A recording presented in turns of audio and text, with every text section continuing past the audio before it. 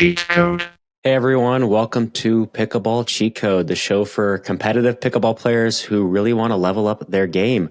We focus here on advanced strategies for experienced players, stuff only the pros know. I'm your host, Brody Smith. I'm a 5.5 duper player and coach, and I'm here with my co-host, the one and only Tanner Tomasi. Hello. Tanner is a 6.0 level player and an APP national bronze medalist. Today, we're going to be diving in for everything that you need to know about the coveted third shot in pickleball, drops and drives. So a lot to break down there. And then at the end of the episode, feel free to stick around. We're going to be breaking down my time at the very first PPA Challenger event recently, which was a great experience. So definitely excited to chat about that. And we'll be diving into that here at the end of the episode.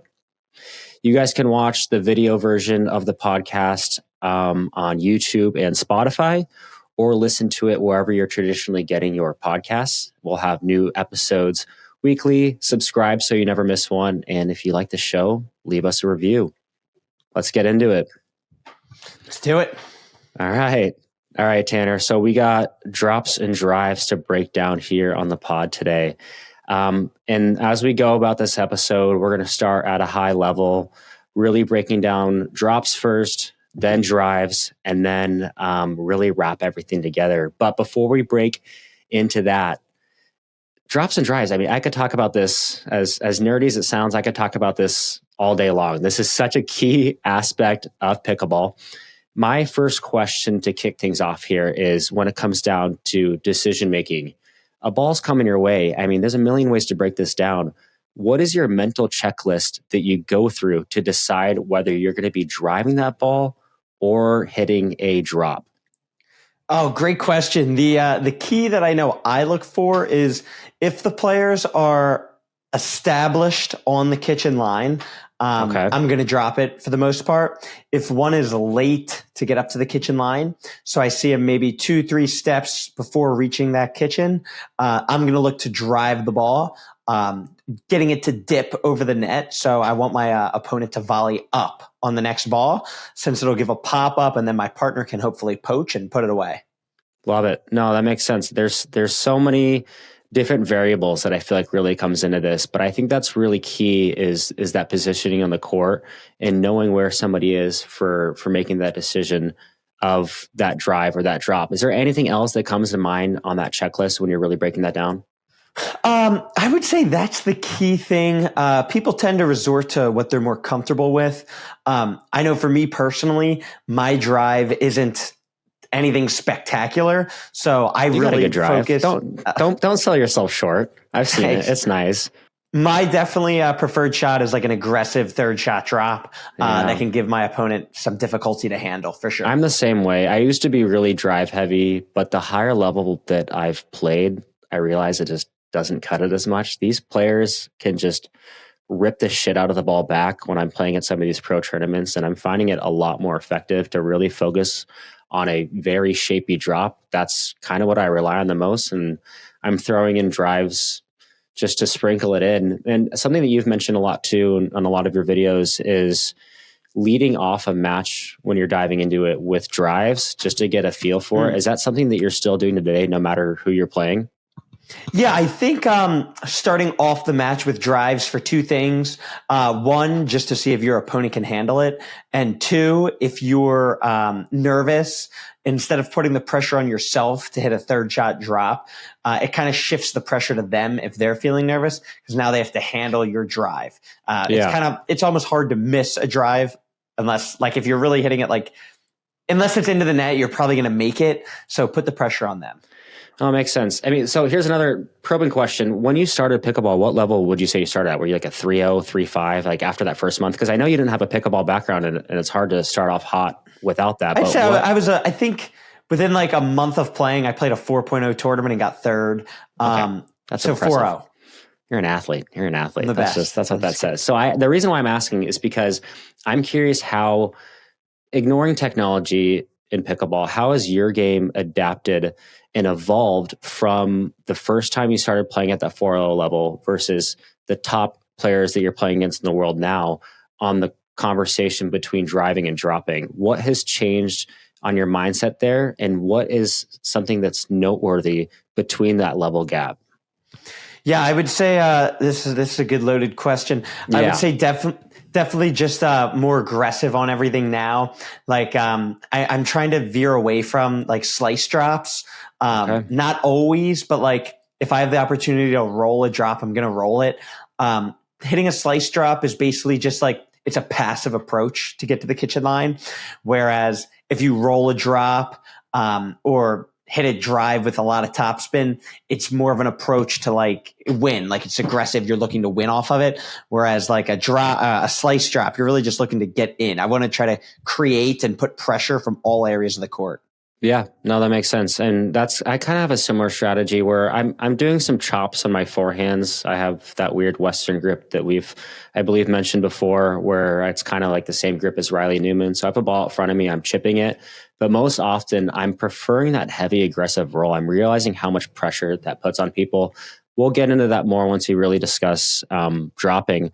But another thing that I wanted to touch on before we get into that aspect of the game is the evolution of pickleball, not from yourself going from forward to where you are now, but the evolution of the sport. I think we've all noticed, and a lot of this comes down to that technology piece that I was just touching on, is I feel like people are driving more than they were in the past, right? I mean, paddles are getting hotter. Pickleball in the OG days, it seemed like, peak COVID or even well before then in the 60s, it was heavy drop base. Is that fair to say? Is that something that you've noticed throughout your pro journey as well? Yeah, definitely. I think the reason is everybody's hitting much better returns. I don't know if that's the ball that you're using, like the PPA, they're using the Vulcan, so they almost drive every third shot. I know when I play with the Vulcan personally, every time I hit a drop, I'm like praying, I'm petrified that it's not going to go over and that it's going to pop up. So it basically driving that first ball gives you an easier drop on the next one. Yeah. With people hitting huge, heavy returns, it's very difficult to hit an accurate drop. So you're better off driving and then dropping.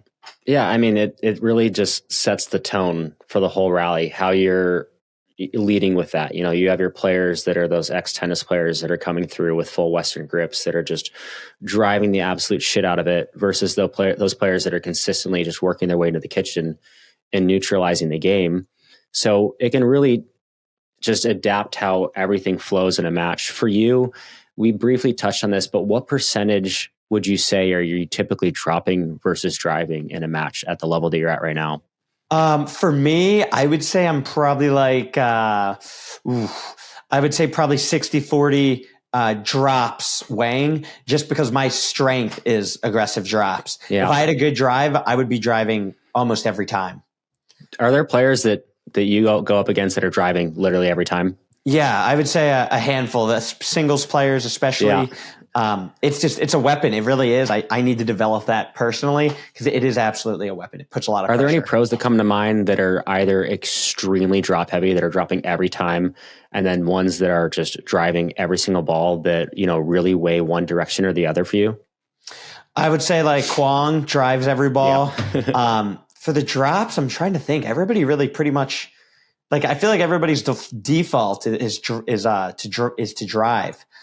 Interesting. I'm trying to think. Yeah, I don't know. Paddles are getting so hot, as I mentioned. It's like they're just coming off the face so much hotter, and it's so much easier to work into a match when you're able just to hit it 100 miles an hour and then work in. For me personally, like I was mentioning earlier, my drives, they're really good, they're really effective, and I get a ton of shape on it. But when I'm playing those top level guys, they're able just to smack it back. I feel like I'm more successful working in and dropping. I'm probably 75% drop, 25% drive currently. That's really fluctuated. I used to be 60% drive, 40% drop when I was more at the 4.0, 4.5 level because it tended to be most effective. But the counters that I'm seeing now more and more are just crazy. So if I get that ball too high above the net, I'm screwed on my fourth. So I don't know if that's something that you have noticed as well. Yeah, definitely. And I think if you're hitting slice drops, like it's got to be precise. But if you're rolling the drop, like it tends to dip pretty heavily. So I normally don't get punished too much from hitting the roll drops unless I just shank it very high.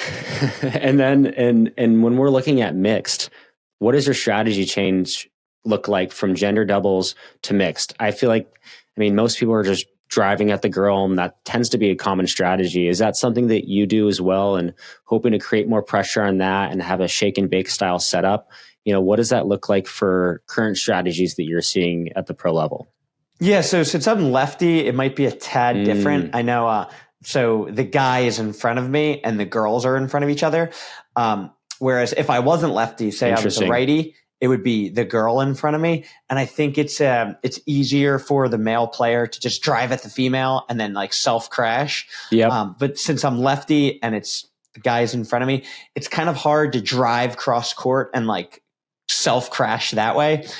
So what I'll tend to do is if I drive the ball, I'll drive it either like cross court for me at the girl, but it's easier for her to handle. Or since there's more time, it's cross court. Or I'll drive straight down the sideline, like straight in front of me, and catch the guy in front of me's backhand.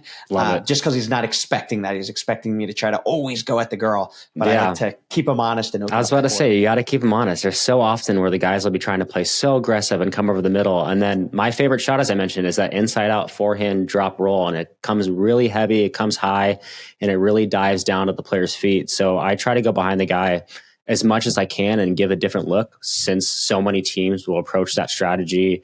And, the girl is going to be so ready for that drive, all, traditionally just from all the other matches that they play. So I love to throw in those mix ups, and even same thing when we're getting at the kitchen, but that's a whole nother episode to touch on there. Cool. So let's touch more on the third shot drop itself. And I think this is a great question for you just to kick things off. It's a basic question, but what are some of the key things that you look for in quality form when we're hitting that third shot drop? I've seen a lot of great videos of you discussing that, but would love to hear some great tips that you have there.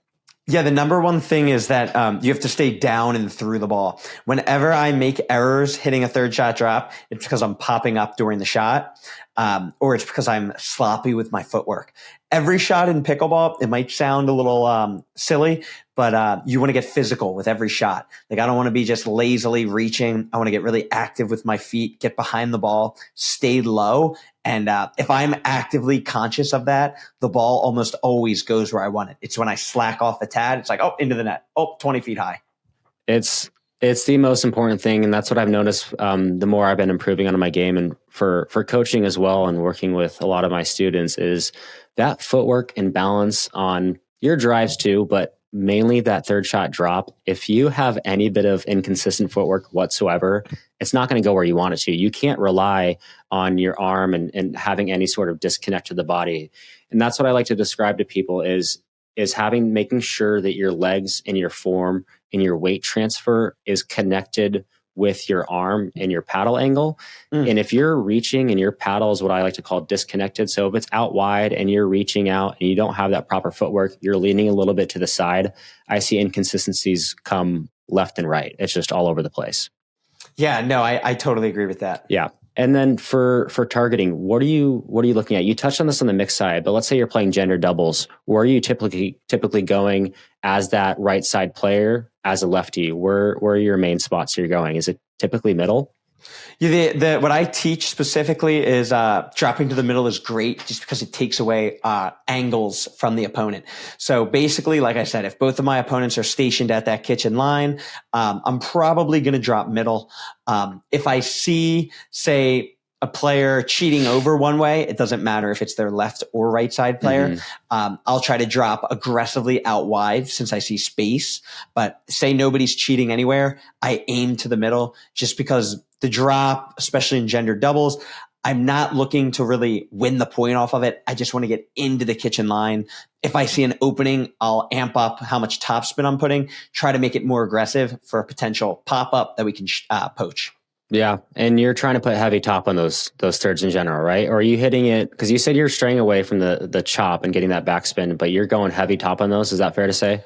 Yeah, I would say, I wouldn't say I'm getting away from it entirely. Yeah. I'm still like slicing some. I would say if the opponents are both stationed at the kitchen line, and and like they're not like they're 50-50 on the court, that's when I'm going to be more passive, and maybe I'm going to slice the drop or not hit much topspin, more or less push it. If a player is late to get to the kitchen line, or like I see an opening, somebody's cheating, that's when I'm going to ramp up the intensity on the topspin. That's when I can start really getting some rewards. Love it. Yeah. And I think that's a good point on the angles, because I love just to go at people's backhands and have it just pummel down cross court, because that's where I was saying I get the most shape and I can get a really aggressive dip where it looks like you can take it out of the air. Then you realize last second you can't, and you're kind of caught off guard. But at the same time, you do have to worry about those angles, because if you're not hitting it with heavy top and heavy, action on the ball, the angles from either the far left or the far right side are completely open. You're able to go straight down the line. You could roll cross court. You could roll middle. Everything kind of opens up. And that's something that a lot of people don't realize, and really high level players are able to take full advantage of. Yeah. Cool. So another thing that I wanted to, like risking sharp drops versus just hitting a nice lofty one. How often are you taking that risk and having that balance of the risk reward during your matches? You're saying from a lofty drop to like an aggressive? Exactly. So I think that'll stem from if I'm hitting really good serves and I'm getting weaker returns. Exactly. Okay. Yeah, the weaker the return, the more aggressive you can be, the more on edge, on heels your opponent's going to be.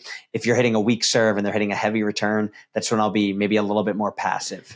And when you're getting those heavy returns or weak returns, how does that change your drop form? Obviously, we're going to have that physical footwork and body movement that we discussed. What I notice for me is if I'm getting something short that stays low, I notice I'm liking to chip those, because I get a lot of height that I can create and really force myself to get under the ball. Because if they're too shallow and I'm trying to put topspin on it, I feel like I'm either hitting them too high and not getting the margins that I want, or I'm hitting at the net. And then alternatively, if I'm getting pressed backwards, I feel like I have a lot more court to work with. So that's when I'm applying a lot of pressure and swinging through the ball and letting that ball come high to low and really cascade down and have that rainbow effect. That's my strategy. I don't know if yours is similar, or maybe if you're getting a more shallow one, if you're doing the same form as back, but that's how I look at those two different shot types coming my way.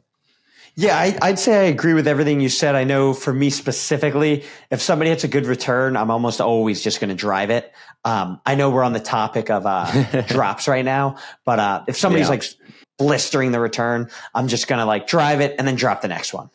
Gotcha. Okay. And then what's something to look at? Let's say me and you are playing in a tournament together, which I can't wait for us to do. Yeah, I'm not sure if we're going to do. I'm just kidding. We're going to do so many tournaments together. We're going to be the best pair out there. Let's say we're playing a tournament together. Ball comes down the middle, righty, lefty. I'll let you take the drop, right? What's my role while you're hitting that drop? Obviously, what I typically like to do is I'm slowly tracking in, and I'm keeping a string and having one eye, let's say my left eye is watching where they're standing, and then my right eye is watching you. And at the same time, I'm tracking that ball, and I'm making sure I'm going to apply enough pressure. How important do you think it is to apply pressure when somebody's hitting really good thirds? And what do you typically look to do when you're crashing that kitchen line?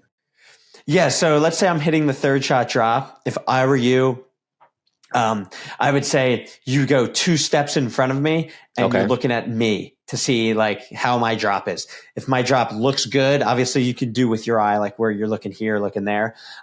If my drop looks good, I would want you to take a bunch of ground in like the middle of the court to just apply pressure and make the opponent feel you. If my drop is bad, you would just take back or step back and stand next to me. But that's really what I would be looking for you to do. And like, if my drop looks like it's going low over the net, I would want you to just have free reign to go wherever on the court to try to hit that next ball. Even if like they handle it well, like you can dink it and then just go back. Yeah. Yeah. I'm just worried about finding the balance between having them go behind me and putting that pressure and going for the Burt and going cross court completely. So is there a way that you gauge that? Obviously, it's probably going to depend on who you play and then who you play with. Because if you, like you said, if you have a partner that's hitting just crazy shapy thirds and they're just working in, it gives you so much flexibility to come in and put that pressure. Otherwise, I feel like you kind of have to hang back with them and just be like 2 steps ahead and be really patient. But it's so nice having that partner that's going to, which I'll be able to do for you, having those really great drops. But yeah, I just think that's worth mentioning, the dynamics of that there. Yeah, I would say if my partner is like how hard you crash is going to depend on how aggressive your partner hits the third shot. Like if I'm playing, like say with Will Howells here, and he gets a ball to his backhand that I know he has a really aggressive backhand roll. I know that it's probably going to be like good landing in the kitchen and very aggressive. I'm just going to give full rein to crash. But let's say it goes to his forehand and say he doesn't do it as aggressive as much, then I'm going to tone back how aggressive I'm going to be. I know with the backhand, full rein, he's got a great backhand. So it's really partner dependent. Yeah, no, that makes sense. And then let's say you're going to a tournament. Who would you rather have as a partner? Somebody that has, let's say, a top 3 drive in the world and they're driving the shit out of every single third? Or are you taking somebody that's going to have maybe the most aggressive, dippy, sharp third shot drop? What would you rather have as a partner for the way you like to play and approach the game? I would definitely prefer the drive over the drop. Okay. I thought you were going to say the drop because I know you're a consistent, not slow player, but you like to grind out points and be patient. So I figured you'd want to be able to work into the kitchen. Why do you say drive? I mean, I cut you off there, but I'd love to hear that. No, that's all right. Yeah, with the drive, you're going to score and just steal many more free points than you will with the drop. Secondly, your opponents are never going to really feel safe. They'll always feel like shaken and that they could just get driven at any time, which could kind of compound throughout the match and lead to errors when it comes to dinking or dropping.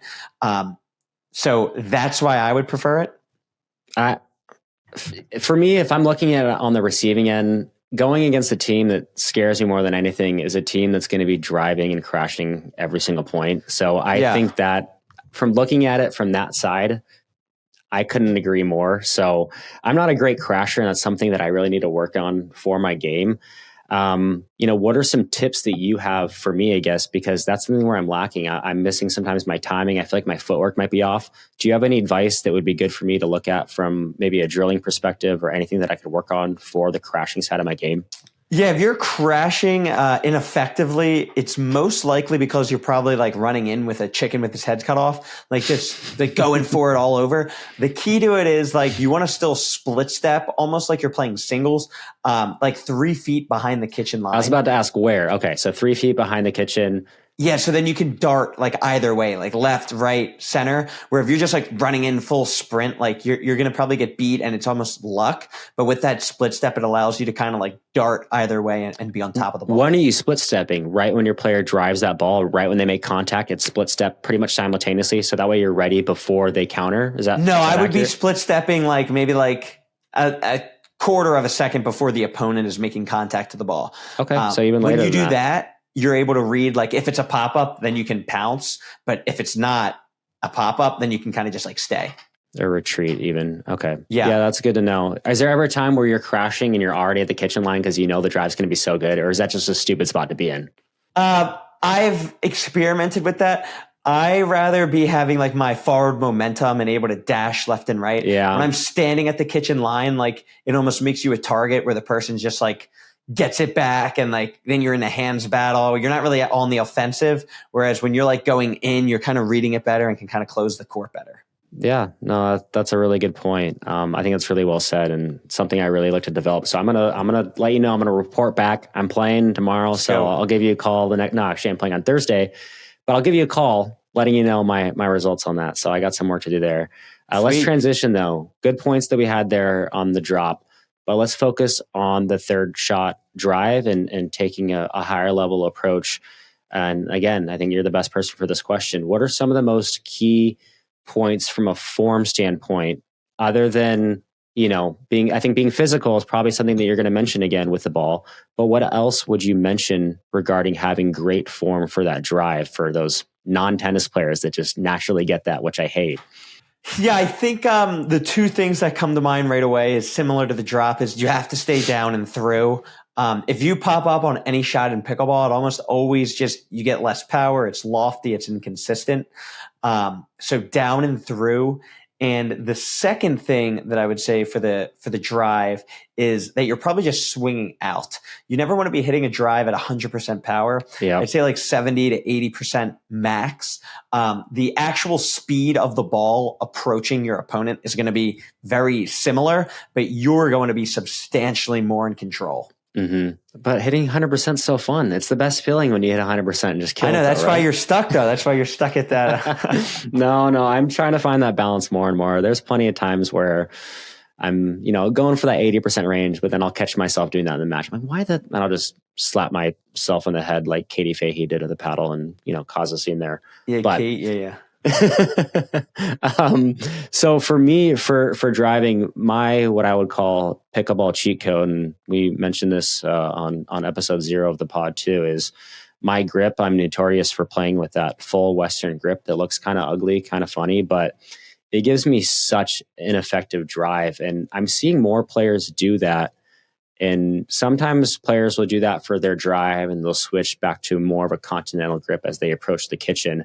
But for their drive, I'm seeing more and more of that Western grip because I can get so much dip on it. I'm putting that ball at people's ankles, especially when I'm hitting an effective 80% drive, and it's causing such an effective shake and bake strategy versus just going 100-mile-an-hour dart to the chest, which can work for some players. I'm not hitting it that hard. I'm not jacked. I'm not I don't have that tennis background, but coming through with those angles, I feel like it really opens up so much. Is that something that you've tested at all? Or have you had players close to you at that pro level do more of that Western grip for, the serving and the drive? Yeah, the Western grip, some players will play from the back of the court in that grip and then switch grips for close range. I think specifically CJ Klinger from the back drives and serves in that full Western grip and then adjusts. The issue that I have with it is, one, just I've never really used it. So for me to pick it up, it's very difficult for me to just, pick up. Even if I practice it, like just the comfort isn't going to be there, I guess, until I think years, where years in pickleball is like decades or even centuries. Yeah. So I'm not going to personally use it. Also, like the consistency is rough. I think even if you are good at it, you really have to almost like swing out every time because it has so much dip. Maybe that's why I go 100% more often than I should. With that grip, you have to, or really the ball just goes into the bottom of the net. Yeah. There's so often where people will just let it go and it's shoulder height and then it just lands 3 feet inside the back line and it's the best feeling in the world. But as we were talking about earlier, going too high, it's a little bit easier to counter at that higher level. So I got to find the right balance there. But I'm challenging you to do more testing with it. Next time you're out there, I want you to do some serves with it, feel it out. Let me know what you're thinking. I experimented with it and I'm like, oh, this is great. And then I'm like, oh, who am I kidding? This is great because I'm playing against like 4.0 players. I feel like it might be the meta one day where we see that transition of that semi and full Western for like 80% of drives. I don't know. I'm just throwing that out there. If you can do it, you're definitely at an advantage. Yeah, absolutely. That's good to know. Let's talk shake and bake. We talked about this with the drops, which, I don't know if you consider that even shake and bake, but having a really aggressive drop and leading to that closing and that poaching. Where are you typically driving? You're on the right side, you're a lefty. Where are you typically driving to set up that shake and bake for your partner? What are some of the best ways to set that up and create an effective approach there? Yeah, so whoever's hitting the return, meaning whoever's returned my serve and they're running to the kitchen line, I always want to target the person that's on the move. It's much harder to handle. Yep. Let's say both players are stationed at the kitchen line. Where am I going to drive? I'm going to drive like straight in front of me down my sideline, making the opponent in front of me like hit an extended out wide backhand. And the reason this is so important is I'm keeping the ball in front of me. So even if I hit a drive that is high or bad, my partner's not going to get punished. We could still stay in the point.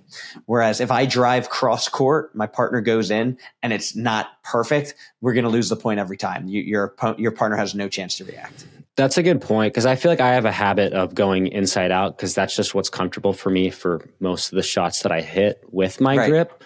And I am noticing, because sometimes it can be effective because my partner will be right in front of the opponent and ready to counter and hop on that, which can be exciting sometimes. But what I think, now that I'm visualizing it, if I go straight on, it gives my partner on the right that space to create and be able to take that split step 3 feet behind the kitchen line, as you discussed, to be able to go and make that flow of that next play. Is that fair to say? That's exactly right. Yep. Gotcha. Well, that's good to know. What are some key takeaways do you think that we could apply here for both driving and dropping? You know, maybe somebody that's getting confused and not understanding when to make the right shot. You know, what are some key tips and some key giveaways that you can give the listeners for that? Yeah, I would say like if say you're 50-50 on both, meaning your drive is just as good as your drop. Yep, exactly. I would say like if your opponent is still moving and there's space in front of them, meaning like they're late getting to the kitchen line, that's when I'm always going to drive. If they're established at the kitchen line, that's when I'm always going to drop. If you see open space, it's good to drive there just because it's like the ball travels faster to the open space. Basically, obviously, the drive is more aggressive. You're trying to steal points, where the drop is always going to be more of a passive approach to get to the kitchen line.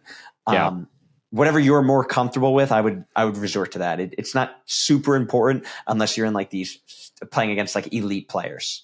That's what I've been noticing with myself more, and we touched on this earlier too. I'm dropping way more, and that's as a match goes on. Like you said, I'll lead with a lot of driving to feel it out and feel the pressure, but I'm naturally dropping it closer to 90% of the balls as I go through a tournament play. And I feel like that's been the most effective for me. So I'm going to keep rolling with that. Where do you see the game going from here on out? We've had so much evolution and change with just driving and dropping alone with paddle technology. Where do you see the game being 2 years from now, 3 years from now? We're getting hotter paddles. We're getting more tennis players that are coming in here, learning they can make money in pickleball and have success at a faster rate than a lot of other players. Do you see this trending more towards driving, or do you see this kind of going back to basics and we might see more dropping? I think back to basics is almost like right now, I think it's like dead. Like you don't see many people doing anything passive. Before, like if you were in the middle of the court, you could hit just like, say you're in the middle of the court hitting a reset, and say the ball bounces in front of you and you have some time to like just chip it into the kitchen. I think like last year, like that would have been good. But now I know me specifically, as well as lots of top pro players, is they're being aggressive on balls that you would usually be passive on. So like I'm rolling a reset aggressively into the kitchen to try to gain that edge. You have to constantly be hitting topspin to just make your opponents always feel pressure. Whoever basically isn't dictating the pressure of the point is on the defensive the entire time. But don't you think hitting a safe shot in that midcourt zone sometimes still is effective, just to have the mindset? Because I always have the mindset of let's just get to the damn kitchen and then figure out the rest, whether it is drive or drop. And you know, because it's hard. I have that dilemma mid-match, midpoint. I'm trying to coach myself on that all the time. I'm like, all right, let's try something shapy here and roll it out wide, or do something stupid and drive twice in a row. I know that's something you talk about, right? Never drive twice in a row.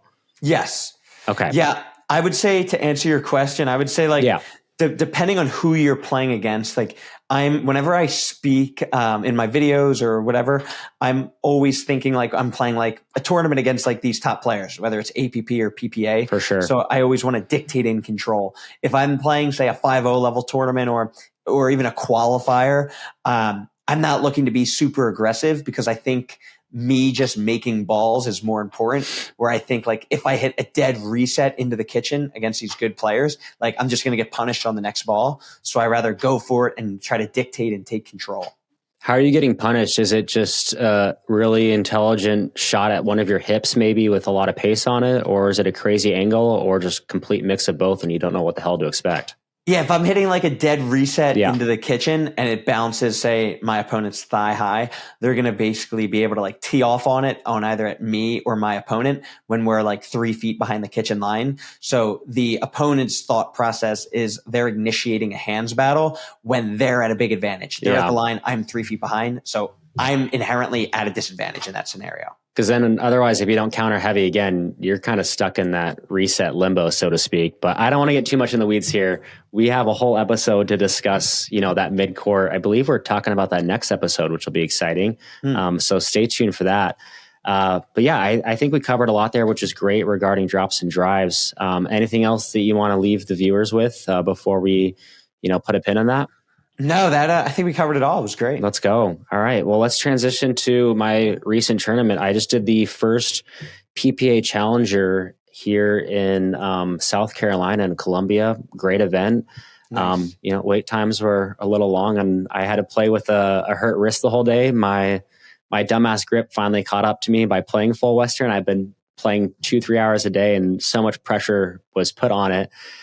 There's a lot of good competitors in there. So for people that don't know, the Challenger Series via PPA is for anybody that's a non-signed PPA player outside of the top 20, or sorry, you can be a signed PPA player, but if you're outside of the top 20, you're not allowed to compete. So you're still getting an intense group of people, of a bunch of high-level players. So everybody that's there is competing at that pro qualifier level, I would say. So mid 5.0 level, there's a lot of tough competition. I went out there with my partner, Eric Rosner, who, thank God, like yourself, was a lefty. He carried me throughout the day. He was a beast. So I let him take every single middle ball because that hurt like hell. Luckily, my wrist is pretty much back to normal now. I'm just a little bit of a baby, and it was just some inflammation. So I'm good to go there. But it was a fun day out there. We ran to the quarterfinals and then won another match in the back draw, ran into some really good players. James Delgado took us out. And then I think we went just 3-2 on the day, but 2 matches away from making those finals there. But I look forward to competing in more of those, because that's kind of a good test for my game right now, competing at that level in the mid 5 range. But it was a good time out there. Yeah, I want to check them out. They seem like they're cool. Yeah, because I asked you to do it and you said no, right? Yeah. I hate you. No comment. We'll find another one. Are there any coming around that you might dabble into that are around you? Because I know you're a Florida man, but I don't know if there's any around your area. Yeah, the thing that I have with like with the PPA challengers, I want to like play like the Ben Johns, this guy, that guy. So if there's one local to me, maybe I'll play it, but I don't know if I would travel for No need to, yeah. No, that makes sense. That's what I like to do. I like to do ones that are local and being here. Yeah, fun tournament. Yeah, exactly. It was a good time. Cool. Well, hopefully there's more updates for us in the tournament saga here in the future. And like I said, we're going to make one happen sooner or later, and I'm going to force you to it. But cool. It was great chatting. As always, another fun episode here. Episode 2's in the books, drops and drives. Appreciate your time. Good chatting. Till the next one. Yes, sir. See you, Tan.